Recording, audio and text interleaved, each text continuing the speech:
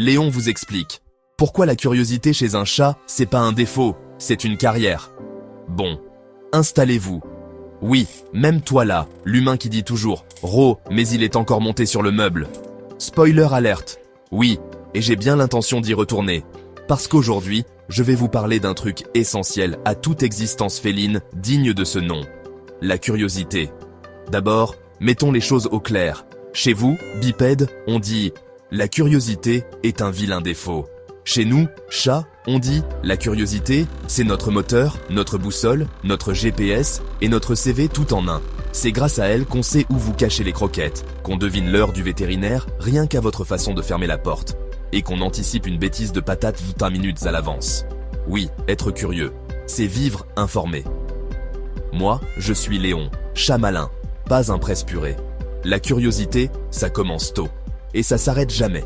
Quand on est petit chaton, on explore tout. Chaque couloir est une jungle, chaque ficelle une proie, chaque chaussette un mystère. Et non, on ne fait pas de bêtises.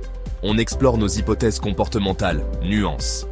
Et en vieillissant, on devient juste plus stratégique. Curieux, oui, mais pas suicidaire. Si un sac en plastique bouge tout seul, j'envoie Hector voir en premier. Si un nouveau carton arrive, je fais d'abord une inspection de sécurité. Avec mes moustaches, mon flair et un regard perçant, niveau interrogatoire de police. C'est aussi une question de construction cognitive. Chez les chats, la mémoire fonctionne par association, ce qui veut dire qu'on apprend en reliant nos expériences. Un bruit plus une odeur plus une lumière égale « Ah oui, c'est le moment des crevettes ». Un objet inconnu plus bruit bizarre égale piège potentiel. Note mentale revient avec renfort.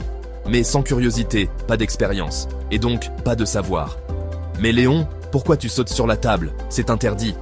Parce que j'ai vu une ombre. Parce que je veux savoir si c'est un insecte, une feuille ou un mirage. Parce que c'est nouveau. Et que ce qui est nouveau doit être étudié, reniflé, parfois griffé et très souvent dédaigné après inspection. Ce n'est pas du caprice, c'est de la recherche appliquée.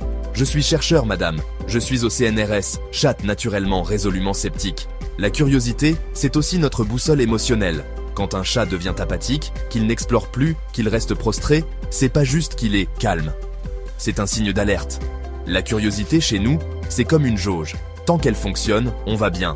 Quand elle baisse, il faut regarder ce qui cloche. Donc, si ton matou ne cherche plus rien, cherche pour lui. Et non, je ne me suis pas coincé dans le tiroir. Je vérifiais sa résistance structurelle. C'est pas pareil. C'est pas moi non plus qui ai mis le nez dans ton sac à main. Je recherchais des substances suspectes. C'est un service que je rends. Et si j'ai sauté dans le panier à linge, c'est pour contrôler la stabilité thermique de tes chaussettes sales. En résumé, la curiosité, c'est notre façon d'aimer le monde, de nous y adapter, de nous y inscrire. Chaque nouvelle odeur, chaque placard entrouvert, chaque bruit étrange est une occasion de grandir, même à 12 ans. Alors la prochaine fois que je saute sur la bibliothèque pour voir ce qui traîne derrière les bibelots, remercie-moi. Je suis pas en train de faire une bêtise, je suis en train de rester vivant. Et pour finir, je te pose une seule question. Toi, l'humain au café tiède, quand est-ce que toi, t'as été curieux pour la dernière fois? Non? Bah voilà. Laisse-moi faire. Signé, Léon, inspecteur des curiosités, classe internationale, Moustache d'or 2023.